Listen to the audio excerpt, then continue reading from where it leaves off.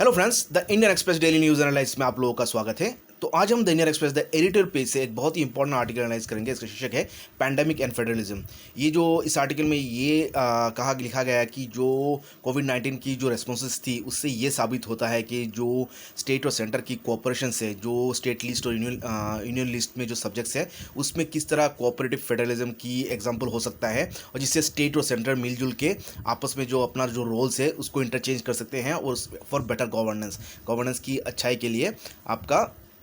जो रोल्स है उसमें इंटरचेंज हो सकता है। तो उसी पे ये आर्टिकल है। तो आइए एनालाइज करते हैं डिटेल्स में इस आर्टिकल में क्या लिखा है।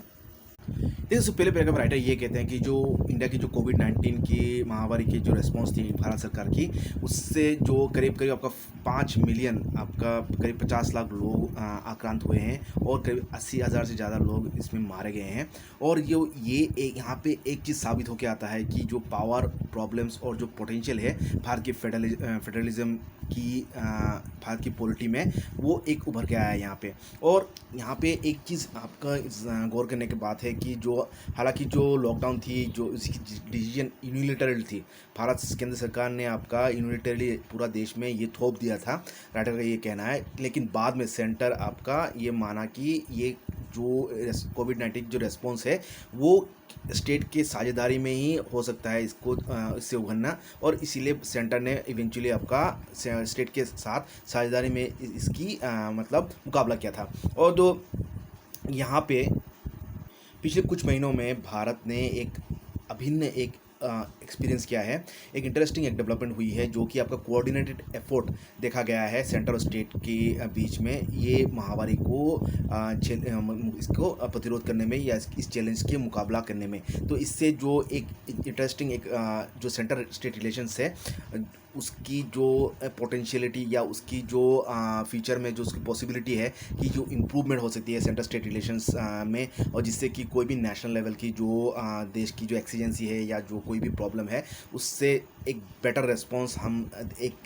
एज ए नेशन दे सकते हैं। तो वो एक मतलब उभर के आती है। तो इसके हमें आगे भी सीख लेना चाहिए कि जो सेंट्रल स्टेट की कोऑपरेशन में हम कोई भी देश का अगर बड़ा समस्या कितना भी बड़ा समस्या ना हो, अगर हम सेंट्रल स्टेट में अगर तालमेल बनाए रहे और एक कोऑपरेटिव फेडरलिज्म की हेतु हम काम करें तो कोई भी बड़ी से बड़ी मुश्किल हम उससे उभर सकते हैं एज ए नेशन। ये कहना है राइटर का।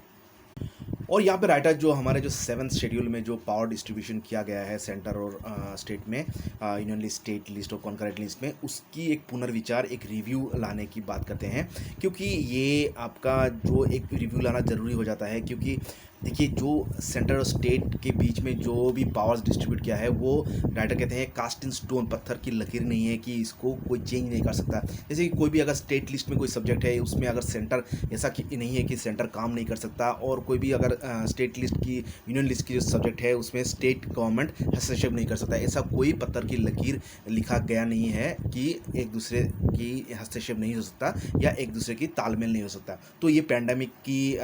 हेतु हम लोगों को ये जाहिर हुआ है कि कोई भी देश की अगर हित में काम हो तो सेंटर स्टेट दोनों मिल के उस पर काम कर सकते हैं। या राइटर कहते हैं ये अगर वायरल पेंडेमिक हो या क्लाइमेटिक चेंज हो, कोई भी अगर आपका उदाहरण हो, कोई भी समस्या हो, सेंटर और स्टेट मिलजुल के उस पर काम कर सकते हैं। और यहाँ पर राइटर एक मतलब इंडियन एक्सप्रेस की ये एक कॉलम की बात करते हैं जो कि लिखा गया था राइटर विवेक देबरोज द्वारा, कि जो जहाँ पे विवेक देबरोज जी ये सवाल करते हैं कि जो हमें जो री एग्जामिन करना चाहिए, पुनर्विचार करना चाहिए जो डिस्ट्रीब्यूशन ऑफ पावर्स है हमारे कॉन्स्टिट्यूशन में, संविधान में 7 शेड्यूल के अंदर, जो कि आपका रैशनलाइज करती है मतलब जो सेंट्रली स्पॉन्सर्ड स्कीम्स है जो आपका जिससे कि आपका जो सेंटर है वो आपका जो सपोर्ट करती है जो कि सेक्टर है स्टेट लिस्ट में। और उसी तरह आपका जो अभी देखिए यहाँ पे विवेक देबरोज जी ये सवाल करते हैं कि एक सेंटर क्यों आपका जो स्टेट सब्जेक्ट है जैसे कि हेल्थ पे स्पेंड करेगा और क्यों और स्टेट क्यों नहीं कंट्रीब्यूट कर सकता है यूनियन सब्जेक्ट है जैसे कि डिफेंस। तो यहाँ पे एक इम्पोर्टेंट सवाल है कि सेंटर क्यों स्टेट सब्जेक्ट में स्पेंड नहीं कर सकता, क्यों हेल्प नहीं कर सकता स्टेट को, और फिर उसी तरह आपका विपरीत में आपका स्टेट क्यों यूनियन सब्जेक्ट में हेल्प नहीं कर सकता। तो ये एक इम्पोर्टेंट सवाल खड़ा करते हैं विवेक देबरोज जी, और इसी की आपका फिर पुनर्विचार करते हैं आपका राइटर। और इसी बारे में राइटर फिर से और एक उदाहरण देते हैं कि जो एम गोविंदा राव की जो आर्टिकल थी इंडियन एक्सप्रेस में, जो कि सितंबर 24 2019 को छापा मतलब पब्लिश हुआ था, उसमें वो ये आर्ग्यू करते हैं कि डिफेंस जो है वो नेशनल पब्लिक गुड के हेतु आता है और ये यूनियन सब्जेक्ट होता है। फिर जो कॉन्स्टिट्यूशन असाइनमेंट जो है सेंटर और जो स्टेट में है उसके बारे में गोविंदा राव जी पॉइंट आउट करते हैं कि ये जो डिस्ट्रीब्यूशन हुआ है ये on the basis of respective comparative advantage के बेसिस में हुआ है, और इसलिए जो कि प्रोविजन ऑफ जो नेशनल पब्लिक गुड्स है वो आपका स्टेट लिस्ट यूनियन लिस्ट में आती है, और जो स्टेट लेवल पब्लिक सर्विस जो डोमेन है वो आता है आपका स्टेट्स को। तो इसी तरह जो स्टेट की पब्लिक सर्विस में आती है जो सब्जेक्ट्स वो स्टेट लिस्ट में होती है, और जो यूनियन पब्लिक गुड में आती है तो यूनियन लिस्ट में आती है। तो इस डिबेट को जो कि आपका विवेक दोबरे जी ने सवाल किया था कि स्टेट लिस्ट और यूनियन लिस्ट में इंटरचेंज नहीं हो सकता फंक्शनिंग में, और जो एम गोविंदा राव जी की जो कथन थी इस तर्क में, तो इस डिबेट की जो 3 काउंट में इस डिबेट को आपका सेटल किया गया है। और ये है आपका जो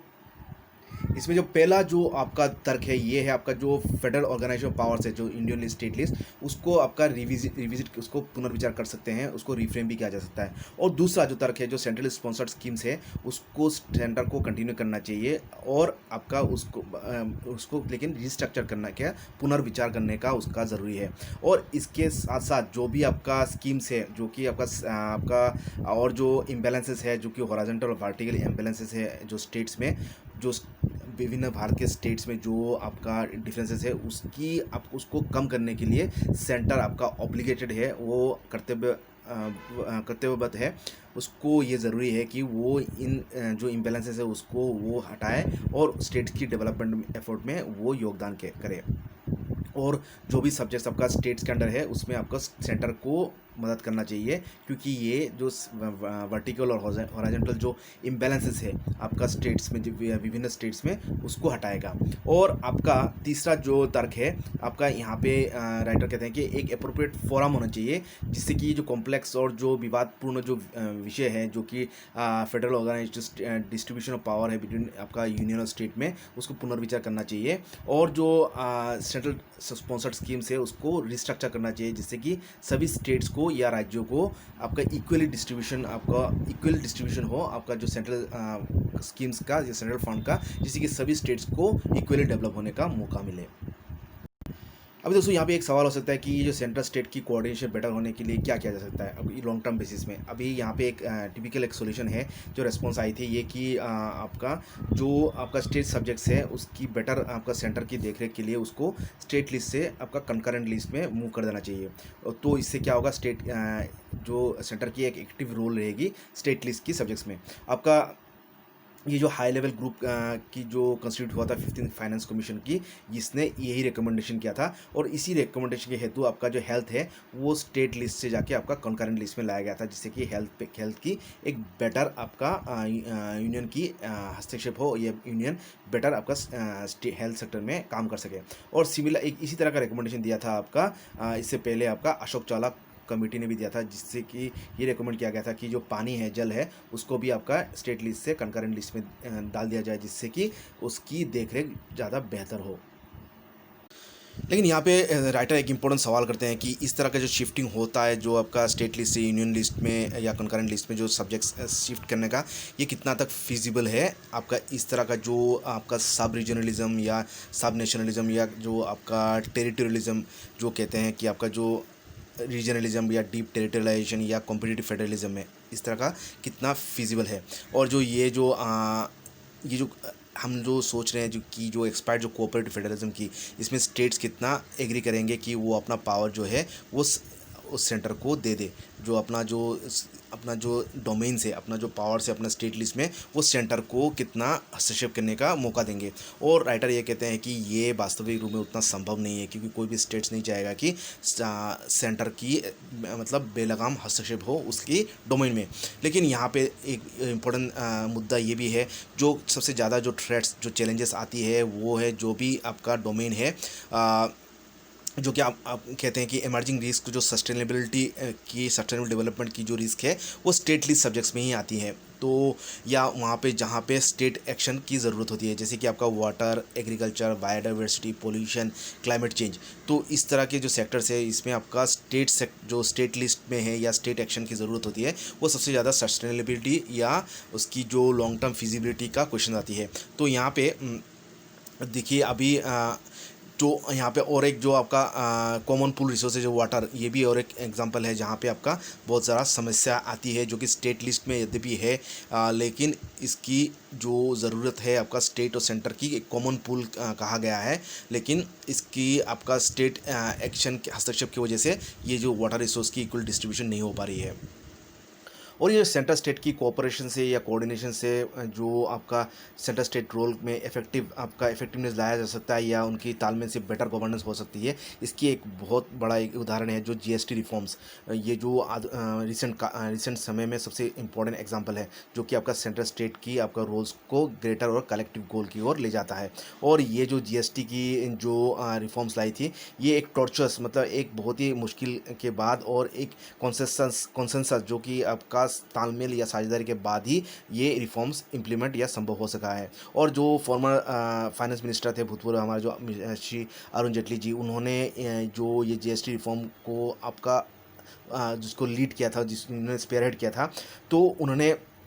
इसी आपका सेंट्रल स्टेट की साझेदारी में सिमिलर सेक्टर में भी होना चाहिए या तालमेल से एक्शंस लेना चाहिए की बात कर रहे थे, जैसे कि आपका हेल्थ सेक्टर में या रूरल डेवलपमेंट में या एग्रीकल्चर सेक्टर में भी सेंट्रल स्टेट की तालमेल होना चाहिए, उन्होंने ये सुझाव दिया था। और ये जो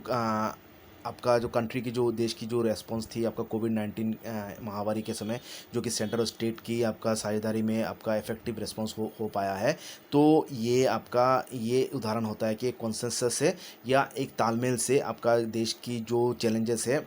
आपका फेडरल गवर्नेंस की, उसको एड्रेस किया जा सकता है, जो कि कॉन्सेंसस और अंडरस्टैंडिंग में हो सकता है सेंटर और स्टेट के बीच में। और यहाँ पर राइटर अंत में ये सवाल करते हैं कि ऐसा कोई पब्लिक फोरम है क्या, कोई कमेटी है जो कि ये जो मुद्दा है सेंट्रल स्टेट के बीच में जो तालमेल का, कि इसको एड्रेस कर सकता है। तो इसका एक्सपीरियंस जो जीएसटी काउंसिल है उसका उदाहरण देते हैं कि जिसने एक इफेक्टिव रोल निभाया था, जो कि इंटरस्टेट डिस्प्यूट जो जीएसटी के बारे में जिसको सॉल्व किया था। तो ये जो ऑनगोइंग जो आपका जो